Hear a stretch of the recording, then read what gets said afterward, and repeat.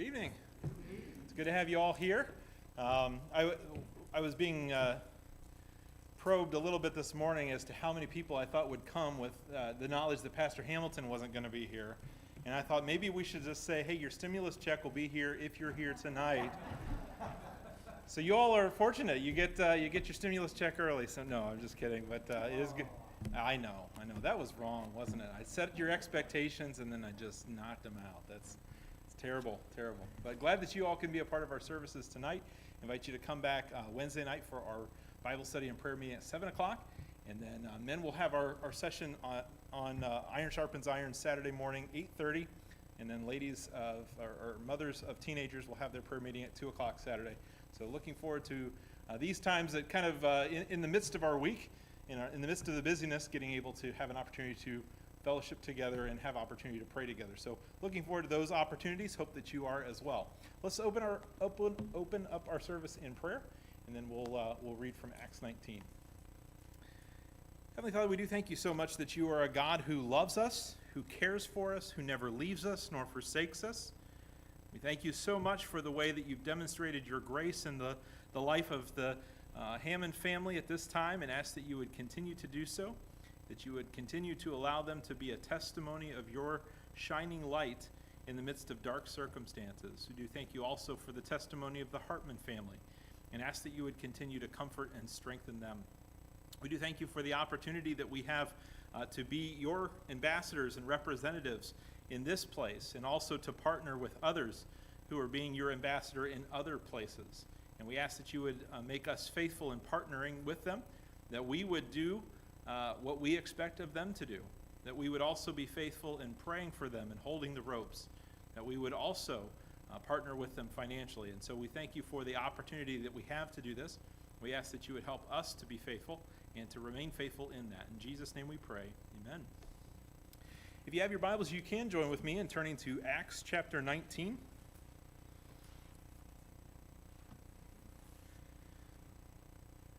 Pastor asked me to read a missionary passage tonight, and it's kind of hard not to have a missionary passage in the book of Acts. But the reason I chose 19 is because next Sunday night we'll be reading through the book of Ephesians together. I encourage you to be a part of that service as well. And this kind of sets the stage for that by telling us what happened when Paul got to Ephesus. I've had a number of discussions about culture with various pastors, and there's a wide variety of opinions about what do we do with culture. Is all culture sinful, or is there parts of culture that we can utilize? And a lot of times you'll see, whether it's a missionary presentation or whether you're online seeing pictures of other missionaries, and you'll notice that oftentimes the missionaries will adopt the dress of the land that they're in. Certainly they will adopt the language and start to learn that. They'll start to learn some of the cultural customs and so forth. And so we wouldn't say that every aspect, I hope we wouldn't say that every aspect of a culture is sinful. And yet there are parts of every culture that are sinful, because we are all sinners. And what happens in Ephesus when they come across certain elements of culture that were sinful, that they couldn't abide, they actually burned that part of the culture. So we'll see what happens as Paul arrives in Ephesus here in Acts chapter 19. And I'll just read the first 20 verses. Luke wrote, "And it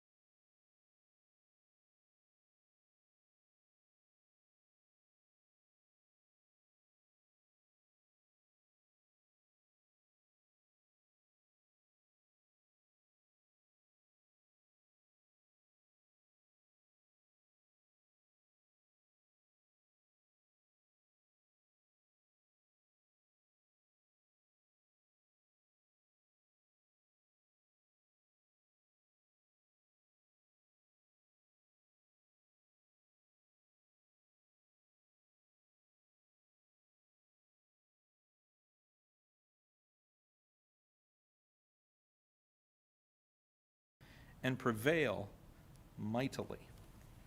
We're thankful for this record of a way in which God magnified himself through the burning of evil culture.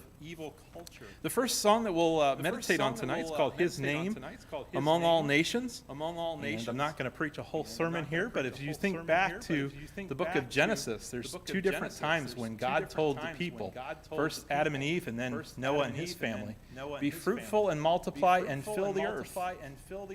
The question we should be asking is, why did he want the earth full? Was he incapable of filling the earth himself? The answer is no. But he desired to have an earth filled with people, filled with image bearers that would reflect his glory back to him and magnify his name. So the psalmist writes in Psalm 46, "Be still and know that I am God. I will be exalted among the nations.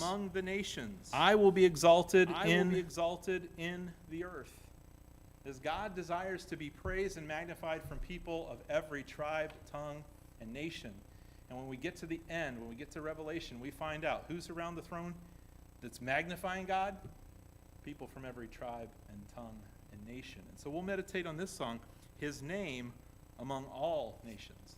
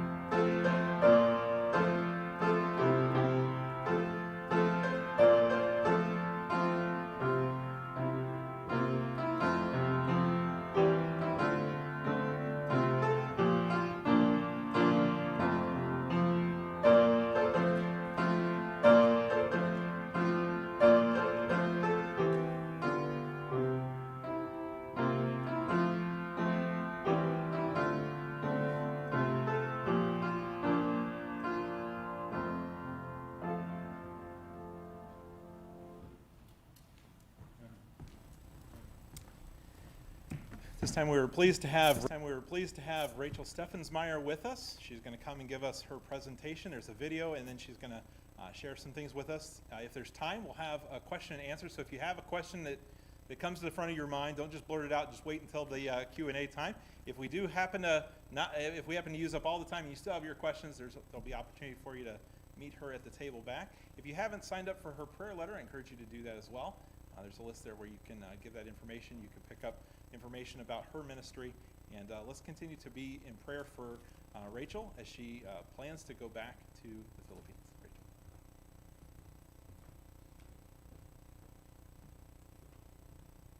Good evening. Thank you for coming back.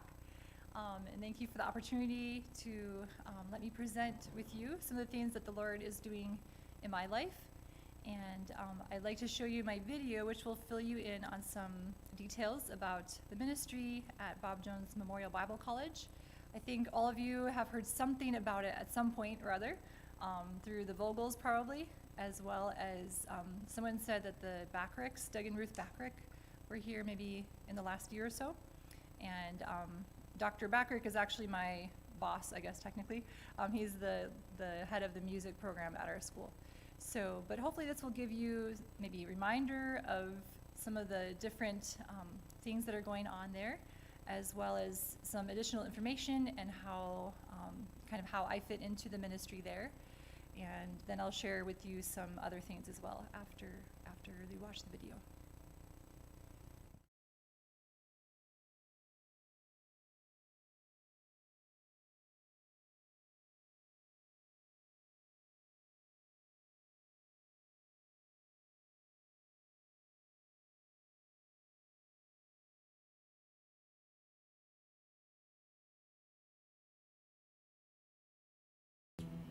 But unlike its predominantly Buddhist, Hindu, and Muslim neighbors, the Philippines is one of only 2 Asian countries with a Catholic majority. Explorer Ferdinand Magellan brought Catholicism to the Philippines in 1521 during his search for a trade route for Spain. Spain then colonized the country and ruled for 300 years. Catholic missionaries from Spain further proselytized the animists, Muslims, and other indigenous religious groups. By the 1600s, Catholicism had become the main religion for many Filipinos who syncretized it with their own beliefs. While Catholicism introduced the triune God to Filipinos, it also brought with it its own set of false teaching, superstitions, and idolatrous practices. During the annual Black Nazarene procession in Manila, hundreds of thousands of people crowd in to touch the statue of Jesus in vain hopes that it will solve their problems. During Holy Week, others search for forgiveness by self-flagellation or voluntary crucifixions. Today, the remaining 18.5% of the population consists of Muslims, Protestants, and various cults such as Mormons and Jehovah's Witnesses. Iglesia Ni Cristo, the largest indigenous cult, has infiltrated many places throughout the islands. In the midst of the darkness created by false religions, God has shined the light of the gospel into the hearts of many Filipinos and burdened them for their own people as well as those beyond their borders. Filipino missionaries can more easily enter countries in Asia that Westerners are restricted in entering. As the Philippines has become a sending nation, many Christians are willing to obey the Great Commission, but they need solid biblical training to prepare them to be most effective in spreading the gospel and making disciples. In 1985, the Lord raised up Bob Jones Memorial Bible College to commit the truth of God's Word to faithful men who shall be able to teach others also. Bob Jones Memorial Bible College is a ministry training school for the Philippines and all of Asia. The Lord has given us the privilege to train hundreds of graduates, some who are in Bangladesh and Myanmar, Vietnam and China, Singapore and Malaysia, and many throughout the Philippines. We have about 100 regular students in the college and seminary, and about 50 students who are either laymen studying online or pastors studying master's courses through 5-day classes in the province. The Lord has blessed us with godly, humble faculty who have advanced degrees and a new 4-story building provided by the Lord through hundreds of God's people.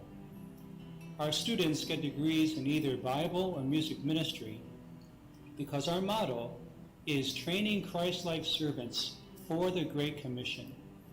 Our burden is to advance the gospel through fervent evangelism and expository preaching, a careful Christian walk separated from sin, and humble servant leadership that seeks to make disciples of the next generation.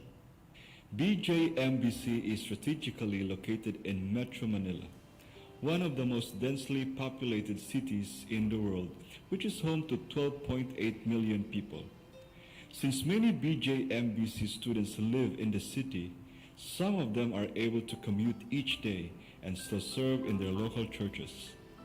Other students from farther away have numerous opportunities to serve in and grow through the ministries of the many fundamental churches in Metro Manila.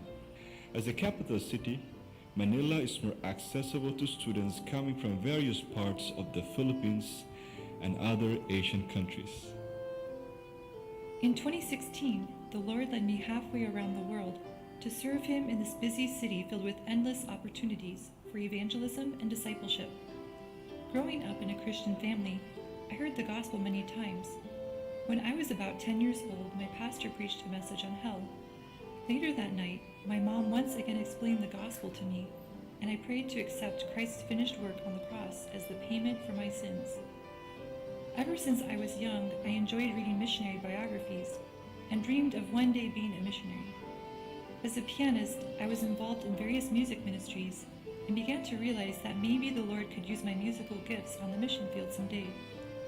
I took Spanish classes during high school and college and was involved in short-term trips to Mexico to help with Vacation Bible School and music camps, teach missionary kids, and serve in church music ministry. While at Bob Jones University, I attended Mount Calvary Baptist Church in Greenville, South Carolina, where I served in the music and Spanish ministries. In 2014, I finished a bachelor's degree in piano pedagogy, and in 2016, a master's degree in church music composition. I was interested in writing music in the heart language of whatever people group I might work with someday. Throughout my time at college, God in His providence continuously gave me contact with students and teachers from BJMBC. While the Lord was increasing my interest in this college, a composition teacher serving short-term at BJMBC was praying for a replacement while she began deputation. God caused our paths to cross less than a year before my graduation, and she asked if I would be interested in filling in for her. I was excited about this open door and committed to teaching for 1 year under Gospel Fellowship Association.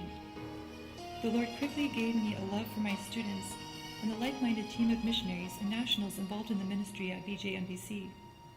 God led me back year after year for 4 years of short-term ministry, during which I was able to complete language school and learn much about Filipino culture. During my time at BJMBC, I enjoyed teaching composition and arranging, piano lessons, and music theory. I also served as an accompanist for the school choir, faculty, and students, and wrote music in English and Tagalog for BJMBC and Filipino churches. The arranging class has helped me discover the hard work of a musician, but at the same time, the blessing and the privilege of making music.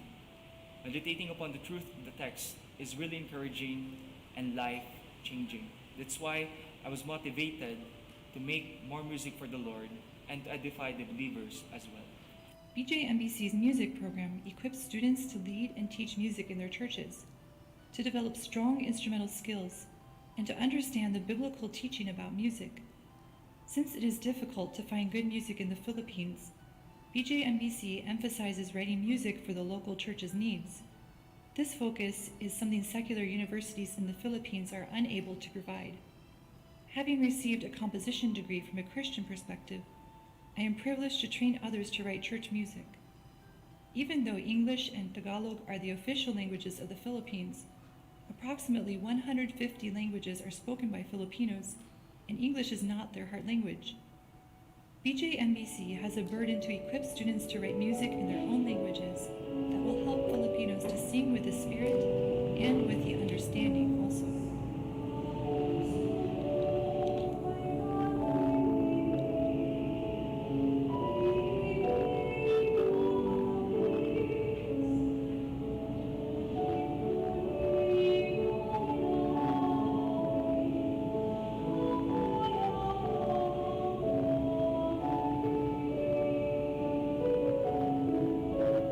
I was 11 years old.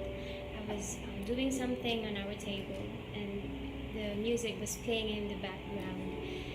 I've listened to that music several times, but it was not until that moment that God convicted me of need of a Savior. It was then that everything was clear to me, that nothing else, no one else can save me, but only Jesus Christ. God has really used music to touch my life, and I know I want to be God's instrument to touch other people's lives also through music. So I would want to write songs that people can sing in their own language from their heart to the Lord. As music is written, the BJMBC music faculty is compiling collections of choral music in Tagalog and English, as well as instrumental hymn arrangements. BJMBC is currently working on a hymnal to provide a more effective tool for Filipino churches so that the word of Christ can richly dwell in them. Woven into the music teaching at BJMBC are opportunities for discipleship with students through conversations, ladies' dorm devotions, and the mentorship program. Visiting students' churches to teach music seminars and play piano for special events has given me a platform for building relationships and taught me more about Filipino culture. I have also had many opportunities to learn and serve weekly at Hilarmi Fundamental Baptist Church through music, Young Ladies Sunday School, and children's ministries. Weekend ministry in churches is part of students' training as well. Each weekend, BJMBC students teach Sunday school, preach, work in Bible clubs, lead youth, direct choirs, play piano, and teach music. Some travel several hours by bus every week in order to use their training in their churches. As they graduate and God sends them out, it is a privilege to have a small part in equipping them to be laborers in the vast harvest fields of Asia. I got to know BJMBC 5 years ago when Mr. Backrick came. I already prayed 1 year. I hope that God bring me to some place to learn theology or secret music. And God answered my prayer. My life in BJ was totally changed by God's grace. And I'm not just learn the music knowledge, but the most important thing is that I learned how to be a Christian that God wanted. I am excited that the Lord is leading me to continue serving in the Philippines as a career missionary through Gospel Fellowship Association. The recent launching of BJMBC's bachelor's degree in music created a need for more teachers with master's degrees. Trained composers are also greatly needed to continue writing and editing church music. God has gifted and trained me to meet these specific needs.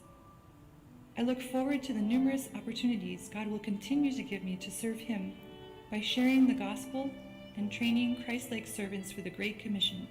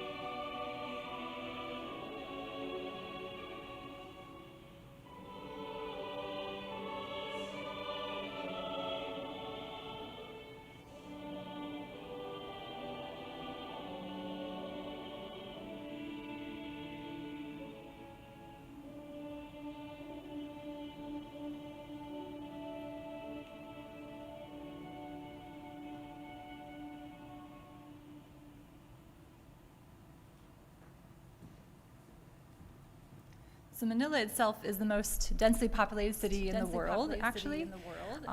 There are about 119,000 people per square mile. Our part of the city, we're in the northeastern corner of the city, and our part of the city has about 45,000 people per square mile.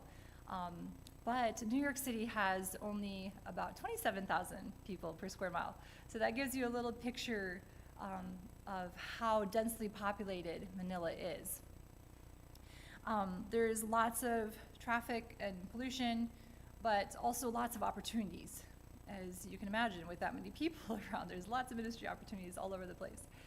And it's interesting, we focus a lot on training nationals because, of course, we all probably can understand that nationals are going to be much more effective in a lot of ministries than a lot of foreigners will be, right? And so our desire is to equip nationals. Many of them are really willing to go out and plant churches, go out and be missionaries, and be involved in various church ministries. But sometimes there's just a lack of training there. And so that's how our school fits into the picture, and other schools like ours fit in. There's not really a lot of other schools quite like ours in the Philippines so much. There's maybe some really small Bible institutes connected with some churches there. And so our desire is to equip these people to go out and do ministries that maybe are a little bit harder for some of us to do. And we want to be involved in ministry. We are involved in ministry, and we try to do what we can to become all things to all men. And learning, the language as much as possible, even though our teaching is primarily in English, because of students coming from so many different places, we have to have one language that kind of connects all of us together. And so we use English for that, but for a lot of other evangelistic types of ministries and church ministries, and just to show the Filipino people that we care and that we love them enough to work at learning their language, that's very important. So sometimes as a missionary, it can be a little bit discouraging because we are reminded that no matter how much we try to fit into the culture, in the good parts of the culture, of course, no matter how much we do to try to adjust to fit that kind of setting, we're reminded that we're always going to be foreigners to some extent. I walk down the street. If you know anything about Filipinos, you realize that I'm probably much taller than most of them, and very obviously a foreigner, right? And so I walk down the street, and children or adults might say, "Americana," they're talking to each other. There's an American here, and I'm reminded that no matter how much I try, I'm always going to stand out to some extent. We take public transportation, a jeepney, which is like a long vehicle with benches in the back, and everyone's squished together, at least pre-COVID, very squished together, and bumping my head on the ceilings of these, public transportation vehicles, and it wasn't really built for someone my height, maybe, but that's okay. I just make it work. So sometimes the fact that I stand out and that there's certain things I won't maybe be able to do as effectively as a national can be discouraging, but it's been encouraging to me to see that, on the other hand, sometimes the very fact that I stand out has opened up doors for ministry. For instance, me and some coworkers were traveling in a taxi one time, and we were just having a discussion with each other in English. And as we approached our destination, I turned to the taxi driver and gave him instructions in Tagalog, in the language spoken in our area, about specifically where we wanted to go. And when he heard me speaking his language, he was surprised, thinking probably that we were tourists, and most Americans maybe wouldn't actually try to learn the language if they can just get around without learning it. And he said, "Oh, are you missionaries?" And we said, "Yes." And we didn't have time to go into a whole long gospel presentation, but it opened up a door to share some truth with him about the Bible having the answers. And it's not about, what is your religion? It's about, what does the Bible say? What does the Bible teach? And another time I was sitting on a bench at a grocery store waiting for some coworkers, and this lady, this Filipina, walked up and sat down next to me, and she said, "Are you German?" And obviously my name is German, my last name, but she didn't know that, at the time. And she said, "I thought you were probably German because you're so tall." As if only Germans are tall, but anyway. But it opened up a door, and we started talking, and I was able to share the gospel with her. Due in part, at least, to the fact that she actually started a conversation with me really quickly, because she realized I wasn't somebody who belonged in their country.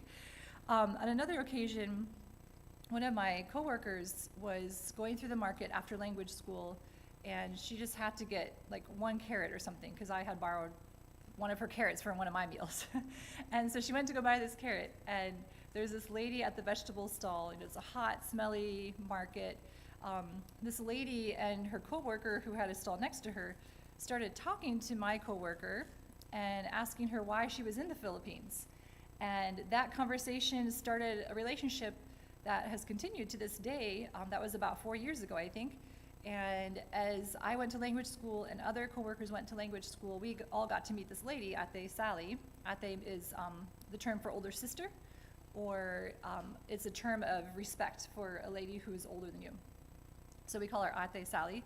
And she knows that we're coming to and from language school, and she's very patient and speaks very slowly to us and helps us learn her language. And we've had opportunities to share the gospel with her through this relationship that we've had. And of course, I haven't been able to see her for a while, but I've messaged her a little bit as well. There's children at my church, that they come from unsaved families, and there's a single lady from the church who brings them faithfully to church with her.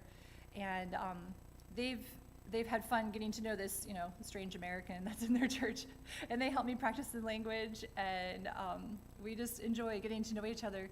And I've had opportunities to share the gospel with them, and even to translate through my language classes, to translate the story of John Payton, the children's missionary story, into Tagalog and share that with them.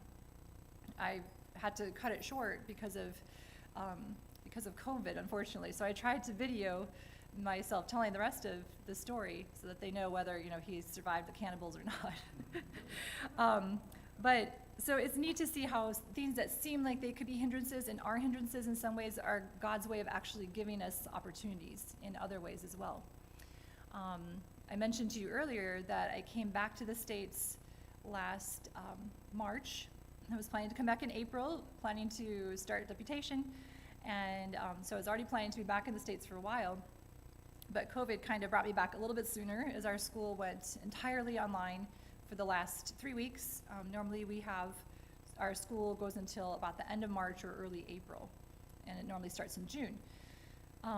So we only had a few weeks to go, and COVID started hitting the Philippines, and things got locked down quite strictly pretty quickly there.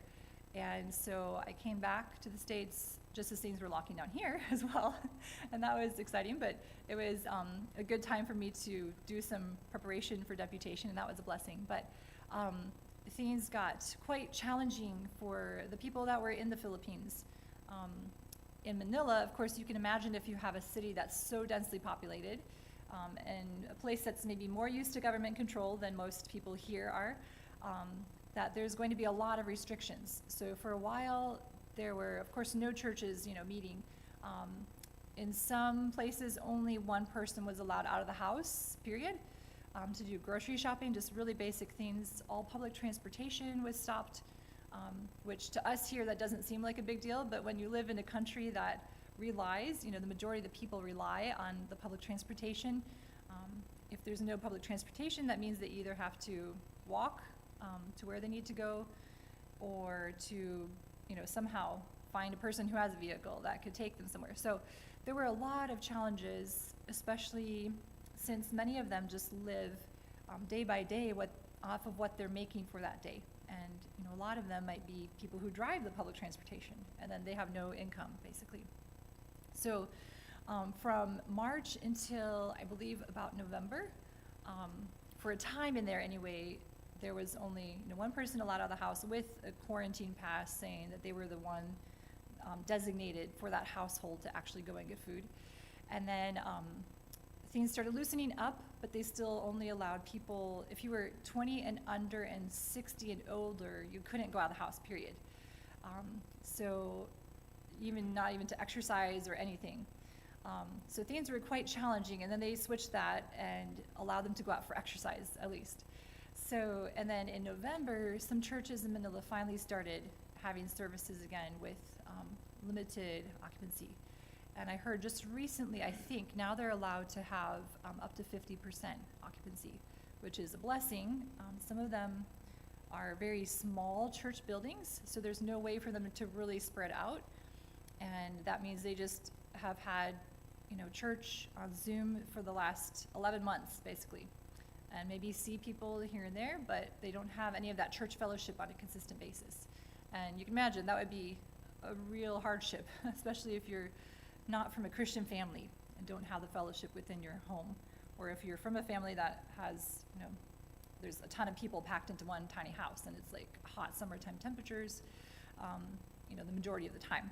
So it's been a challenge for people, but it's meant that our school has been online for the entire last year, I guess, this whole school year. And it's not ideal. There's been a lot of adjustments, but the Lord is using it for good for the time that he has it right now to be that way. And it's been neat to see that our enrollment has not gone down, but maybe gone up, if anything. And some of them are just part-time students, and some of them are full-time, but we have about, I think, close to 150 students right now. And the fact that we're online means that there's students even in other countries that maybe normally couldn't come to the Philippines to study as easily, but they're able to take some classes because our classes are online. So that's been a blessing. One of my mentees through the school from last semester, she is about my age, and she's a new Christian. She's living in Indonesia, a very Muslim country, and her part of the country is very Hindu. And she has a real desire to grow in the Lord, and she decided to take some classes. And we were able to talk and have some Bible study together as well, and she's seeking to reach her Catholic family for the Lord. She's from the Philippines, but living in Indonesia, and trying to have like Zoom, I guess, Bible studies or something with her family in the Philippines. And she and I started going through Romans together. I'm hoping we can start it back up again, and trying to help her even know how she can share things with her unsaved family and share the gospel with them as well. One benefit for me has been that, knowing I was going on deputation, I wasn't expecting to do any teaching at all from here. But since our school is online, then the Lord has allowed me to teach, co-teach a class with one of my coworkers. And I have that like once or twice a week. And it's been a good way for me to stay connected with some of the people there, as well as continue working with the mentoring program with our students. So I'll just share some prayer requests, and then if we have time, I'll see if you have any questions. If you'd pray that the Philippines would open up in the near future, if that's the Lord's will. I have coworkers that came back for what they thought would be a short furlough, and they're not able to get back in right now. Things are, I think, easing up a little bit, but people that are on tourist visas or had longer visas, but they're expired now, they're not able to get back in the country right now. So a lot of people are kind of getting stuck here in the States and trying to do online teaching from the States, which works in a way, but the time change can be challenging. It's 13 hours ahead of us here is how the time zone works there in the Philippines. So that the Lord would open it up, hopefully soon, if that's his will. And then just for wisdom for us as we do our online teaching, we've gotten past, I think, the worst of the adjustments, but we're still adjusting and trying to figure out how to make that work. And then how to stay in touch with our students, through mentoring and different things. That's harder to do when you just can't run into them in the hallway in between classes. It's hard to really know how things are going sometimes, and everyone's kind of in their own places and isolated a little bit more. And then that the Lord would continue to use this and all the hardships with COVID to spread the gospel in the Philippines and really all around the world. I'm sure many of you have heard stories about how God is using restrictions to actually spread the gospel. And sometimes we feel kind of stuck because we can't go out as much and have normal ministries always. But we know the Lord has a purpose for that, and he's even using it to allow people to be more creative and having other types of opportunities as well for this time.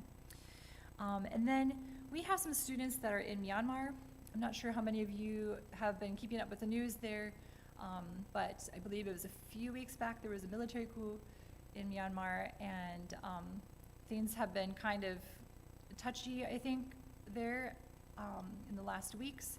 And we've been able to correspond with some of our students that are taking classes online right now. And they're not sure if the internet will be totally cut off. The military has cut it off a couple of times, and they're concerned that they might just totally cut it off and not give them any contact with the outside world. So our prayer request would be that they would be able to continue to have internet access and be able to continue their classes through our school, and that God would give them wisdom in knowing how to respond to everything that's going on there at this point in their country. So, and then for myself, for as I continue deputation, for safety and good health, and for the Lord's direction in where to go at what points. I have meetings scheduled through, I think, the end of May, and then some more scheduled for later in the year too. So I don't know if, Pastor Smith, if we want to do questions or if you want them to ask me later. I'm not sure what our timetable is, so whatever is fine. If somebody has a question, now's a good time. Okay. Are there any questions? Yes, ma'am.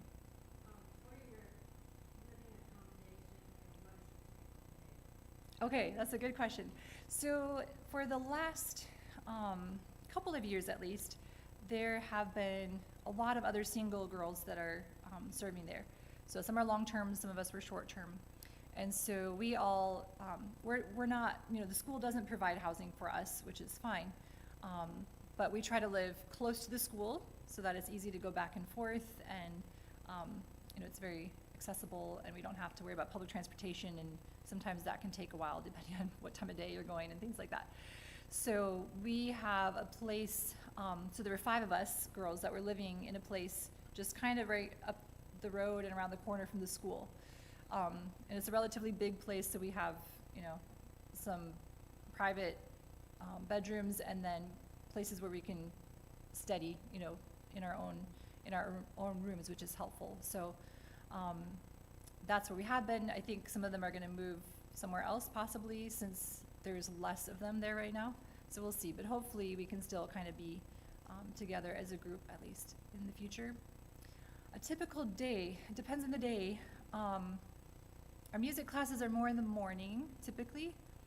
And for me, I also teach private piano lessons, so I fit those in kind of where it works for me and where it works for my students. So I might have some piano lessons in the morning, at least one, and then maybe a class or 2,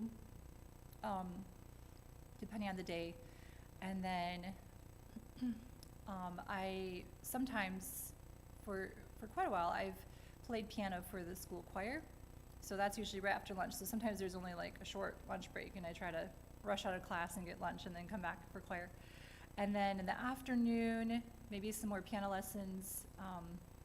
I don't typically have like lecture classes that I teach in the afternoon, since more of the Bible classes are in the afternoon usually. So it would be more like private lessons and choir that I would have, and then prep time, grading time.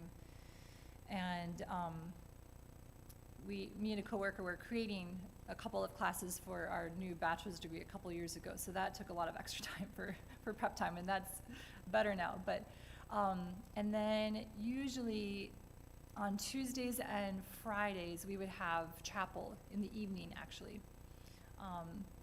And then sometimes we'd have a meeting after that, so sometimes you don't get dinner till like maybe 8 o'clock at night or 7 o'clock at night, whatever.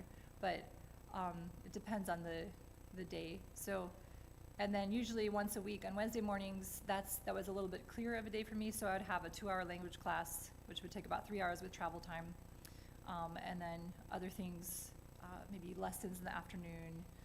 Of course, Wednesday evening church. Sundays, they tend to be pretty packed there, because for some people, if they go to church farther away in the city, they don't always go to church in the morning and then come back. They'll go to church in the morning and stay the entire day, and then through the evening service and then come back.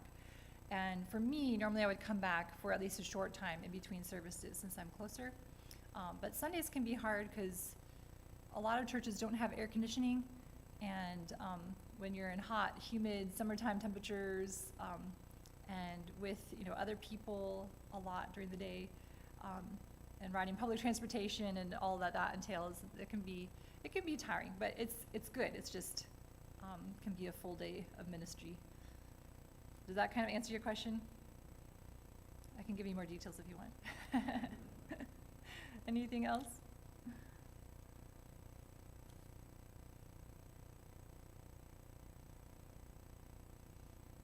Also, I write music and edit music for our school, so that fits in there somewhere, depending on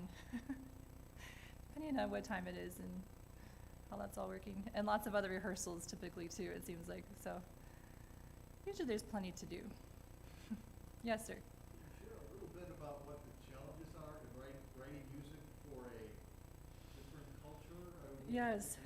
What is that like? So one question that some people have is what a Filipino style is. That's maybe partly what you're asking. The Philippines has been westernized a lot more than other Asian countries because of the Spaniards being there for 300 years and then the Americans being there for 50 years. So it's a weird mixture of Western and Eastern culture. So as far as musical style, they borrow a lot of Western musical styles. So we don't actually, there's not a lot of really specifically Filipino style music that we would, maybe necessarily want to follow when we're writing church music. And there's been a lot of like pop music that has come in from, America and different places. So in general, probably if you would hear the music that's written, as far as the music itself will sound fairly similar to what you would probably use in your church. The language is what gets challenging. So in Tagalog, there's some really long words. So the word for faith in English, right, one syllable, is pananampalataya. Okay, so if you can imagine trying to translate faith is a victory or something like that into Tagalog, you'd end up with the whole phrase of music for one word practically. So it's challenging when people have translated from an English hymn into Tagalog, sometimes, and then they keep the same tune that we would use, right? Sometimes the tunes don't fit the length of the words or things like that. It's difficult to have something like a poem written in Tagalog that's very nicely metricized like we would have in English, especially if you want it to be the same from stanza to stanza. So we work a lot with our students on trying to really make things work well, and even taking a hymn text that maybe is good in their language, but maybe writing a new melody for it that fits better for their specific language. So it can be quite challenging, and we have students sometimes from China, and they're trying to write music for their own language, and I don't speak Chinese, and I'm still learning Tagalog, and it's helpful if we can work with other nationals. There's a girl who teaches at our school sometimes, and she helps us out a lot with the Filipino language, the Tagalog language, and making sure that it works well with what the students are writing. So it is definitely hard, and students oftentimes are like, let me just write for English instead of Tagalog because it's way easier. But I feel like there's people who are trying and trying to make it work, and working with people writing texts to help explain to them even how they can write it better to make it more workable for music. Okay, anything else? Well, if you think of something else, I'd be happy to meet you later and see if I can at least attempt to answer your questions. But thank you again for your attention and for allowing me to come, and I appreciate your prayers. Thank you.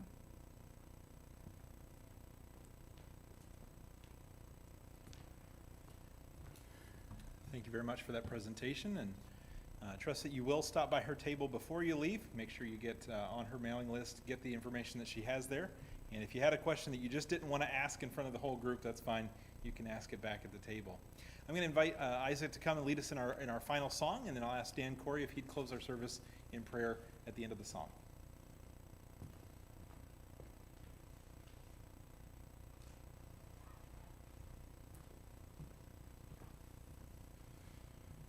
Our closing song, the title at least, comes from the parable in Luke 12, where the servants are waiting for their master to return from the wedding feast. And the concept is They know what's expected of them. And those who fulfill that will of the master are fine. Those that don't are in trouble.